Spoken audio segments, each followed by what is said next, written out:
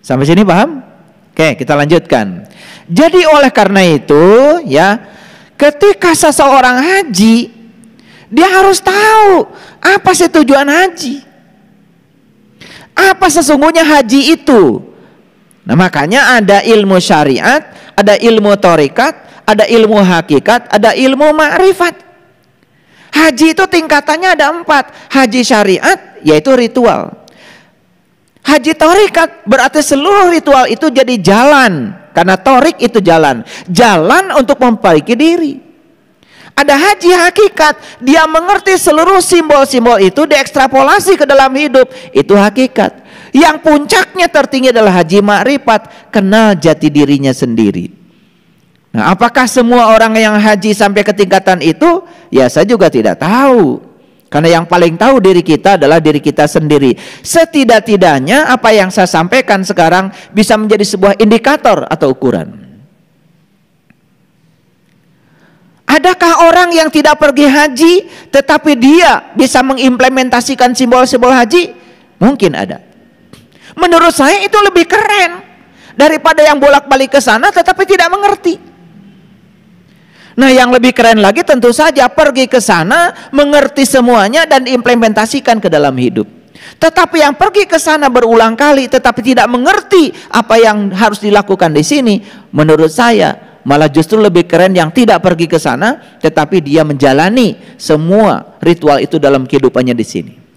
Jadi jangan kecil hati kalau kuota haji menjadi sulit. Jangan kecil hati kalau masa tunggu haji menjadi berat. Karena sesungguhnya semua simbol-simbol yang di sana bisa kita lakukan di sini saat ini sekarang. Bagaimana caranya? Ini yang akan saya sampaikan. Makanya saya hari ini akan berbicara sebuah judul yang tiba-tiba datang di otak saya. Judulnya adalah berhaji sepulang haji. Mungkin bingung kan? Kok harus berhaji lagi sepulang haji? Bukannya saya sudah selesai haji? Gak tahu itu, pokoknya kemarin tiba-tiba ada gitu, suka gitu datang di intuisi saya. Jadi kalau saya ditanya judulnya besok apa, kadang-kadang saya juga nggak bisa jawab. Tapi kalau nggak ditanya malah datang.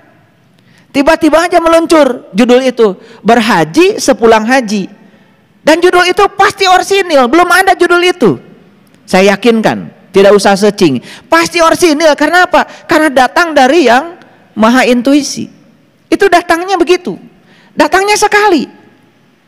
Tidak berulang-ulang. Apa maknanya berhaji sepulang haji? Sepulang haji yang syar'i, yang ritual belum selesai. Maka kita harus berhaji. Di mana? Di sini sekarang. Nah, gimana caranya berhaji di sini? Ya tentu saja bukan bikin Ka'bah baru di sini. Ka'bahnya sudah selesai di sana, muternya sudah selesai di sana. Tinggal sekarang bagaimana menerjemahkan semua yang di sana ke sini. Paham tujuan saya? Oke. Makanya perintah haji di Quran jelas sekali. Ada di Quran surat Al-Hajj ayat surat ke-22 ayat 27. Ini angkanya keren sekali. Surat ke-22 ayat 27 kok keren?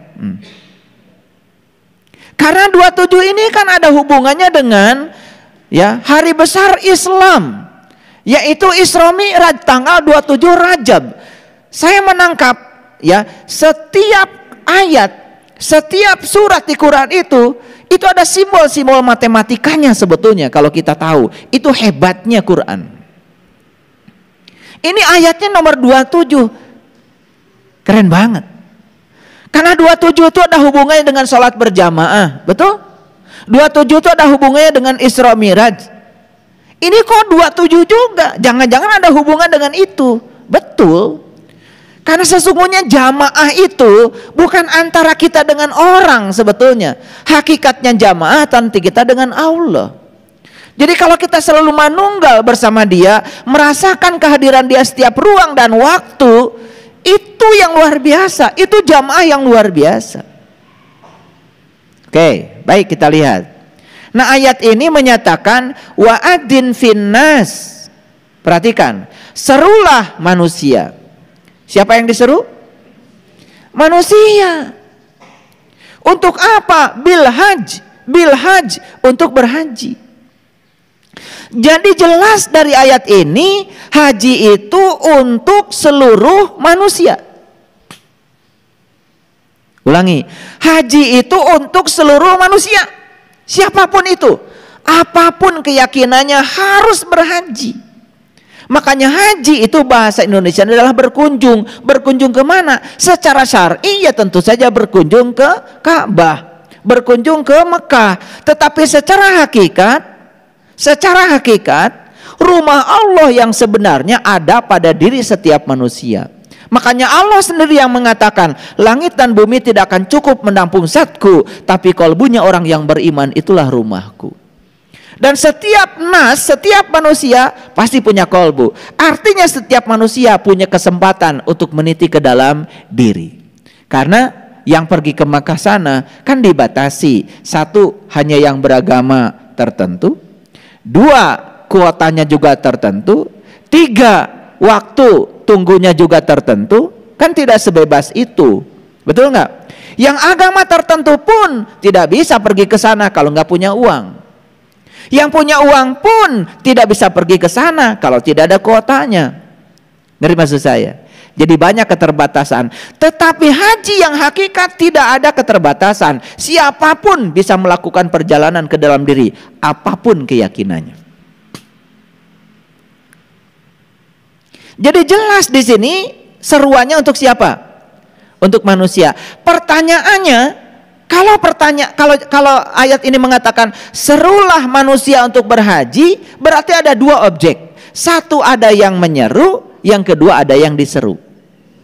Siapa yang menyeru? Tentu saja yang menyeru adalah orang yang sudah berhaji. Yang diseru adalah orang yang ingin berhaji.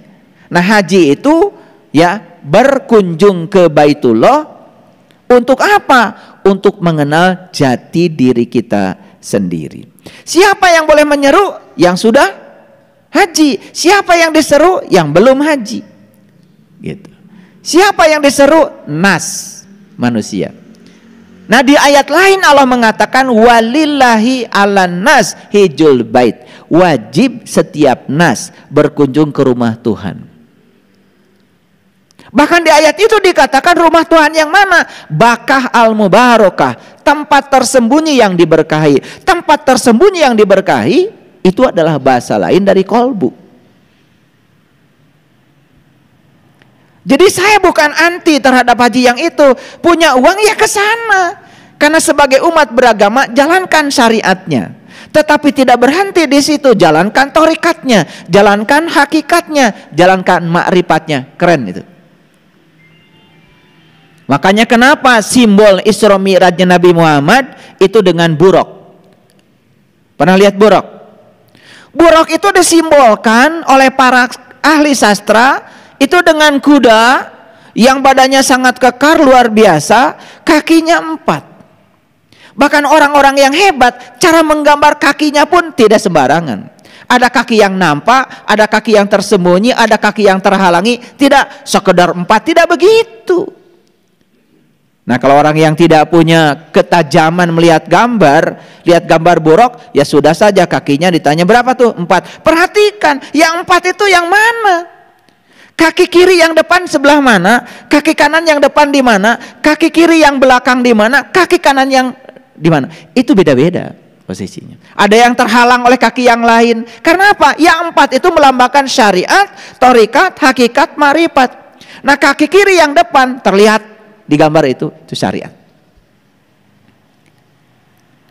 Kaki kiri yang depan tetapi terhalang sedikit itu thariqat. Kaki kanan yang belakang yang terhalang itu hakikat.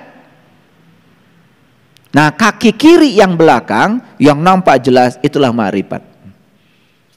Jadi sebenarnya ada maknanya.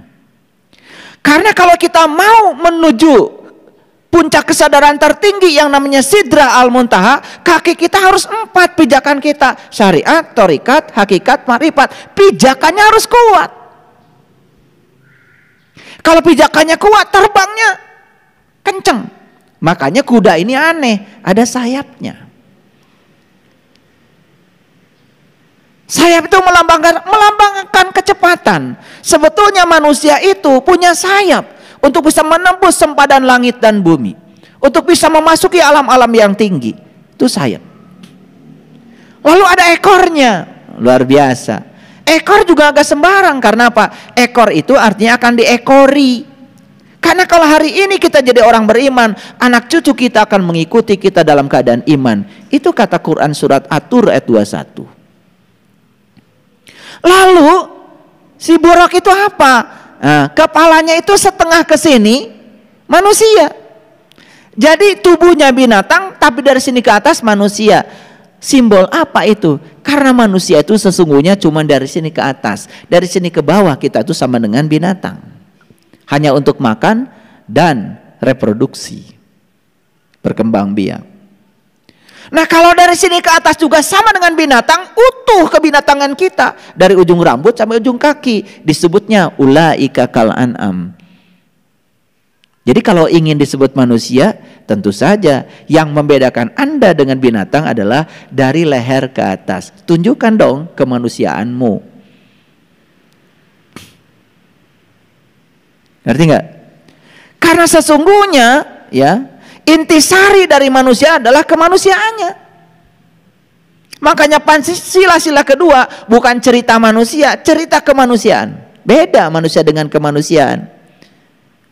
Manusia belum tentu punya sifat dan nilai kemanusiaan. Banyak manusia malah justru sifatnya adalah menunjukkan kebinatangan. Nah, kalau Anda merasa manusia, tunjukkan dong nilai kemanusiaan Anda. Nilai kemanusiaan manusia itu adalah keilahian Tuhan. Disitulah Ar-Rahman, Ar-Rahim, Al-Malik, Al-Qudus, As-Sabbar sampai As-Sobur. Ar-Rahman, Ar-Rahim, Al-Malik, Al-Qudus, ya, sampai As-Sobur. Di situ adanya. Itulah nilai kemanusiaan. Paham sampai di sini? Nah, ulangi lagi. Serulah manusia untuk berhaji. Nah, kemudian di ayat ini dikatakan yatuka rijalan. Tahu rijal? Rijal itu laki-laki. Laki-laki itu lambang dari rohani, karena haji adalah perjalanan spiritual. Haji adalah perjalanan rohani. Tapi kebanyakan orang berhaji hanya perjalanan jasmani, sibuk dengan uang, sibuk dengan makanan, sibuk dengan bekal, sibuk dengan oleh-oleh. Bagus nggak itu? Ya tentu saja itu tidak buruk. Tetapi jangan lupa haji itu adalah perjalanan rohani, perjalanan spiritual, perjalanan laki-laki bahasa hakikatnya. Makanya manusia berpasangan, ada jasmaninya, ada ruhaninya. Jasmani dalam bahasa Quran sering disebut dengan perempuan. Ruhani dalam bahasa Quran sering disebut dengan laki-laki. Makanya manusia berpasangan, jasmani dan ruhani artinya laki-laki dan perempuan. Jadi pasangan itu bukan karena terikat oleh pernikahan. Sejak kita diciptakan Allah sudah pasangan. Jadi pasangan itu ruhani dan jasmani. Nah, haji itu perjalanan rohani. Jadi kalau begitu haji sudah saja, ruhnya saja. Gak bisa. Karena kalau ruhnya saja itu namanya uka-uka. Jadi karena haji perjalanan rohani, tetap saja rohani yang masih ada di tubuh jasmani. Makanya tetap saja tubuhnya juga pergi ke sana.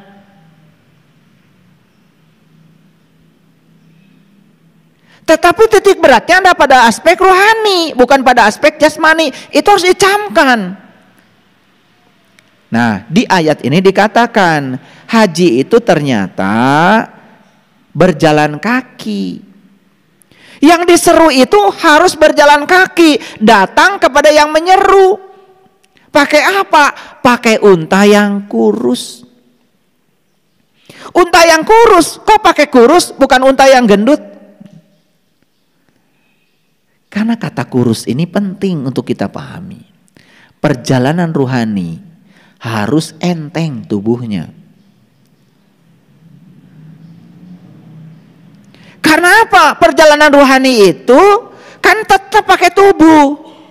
Maka tubuh ini harus cekatan, harus tangkas. Itu sebabnya karena haji perjalanan rohani, jangan terlalu banyak makan.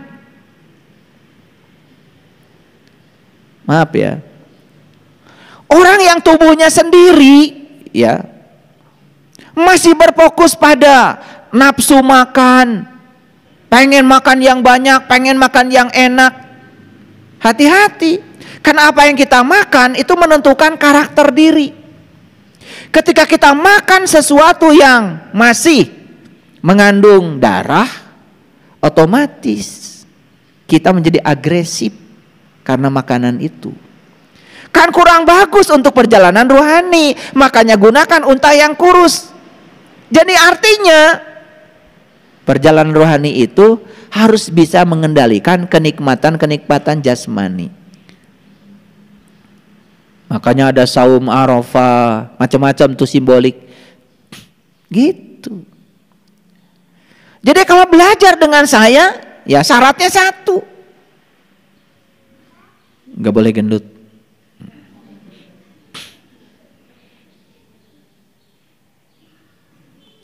Ya gimana? Kalau badan aja sudah susah dibawa. Mau mengantarkan jiwa kita kemana? Kalau badan saja sudah susah dibawa. Nah ini saya lihat bagus ya, badan-badannya udah mulai langsing-langsing. Karena haji itu harus pakai unta yang kurus. Jangan gendut-gendut. Itu hebat bahasa Quran, itu sastranya tingkat tinggi. Cuman kadang-kadang kita tidak pernah memaknai itu secara dalam. Oke? Jadi ternyata haji itu berjalan kaki menggunakan unta yang kurus. Paham? Ini Quran loh. Ini Quran. Jarang dibahas. Gitu. Jadi artinya haji itu tidak jauh perjalanannya. Haji itu dekat secara hakikat. Kan Allahnya juga dekat bersama kita. Kalau Allahnya dekat berarti rumahnya dekat juga dong. Masa nggak mungkin kan Allahnya dekat rumahnya jauh. Tetapi jangan lupa syariat, tarekat, hakikat, marifat. Saya sekarang sedang berbicara lebih banyak pada aspek hakikatnya. Karena syariatnya kan sudah pada pergi ke sana. Tinggal bagaimana menerjemahkannya. Clear sampai sini? Yes. Kalau gitu saya tutup dulu ayat ini. Ini dasarnya. Baik, sekarang kita lihat.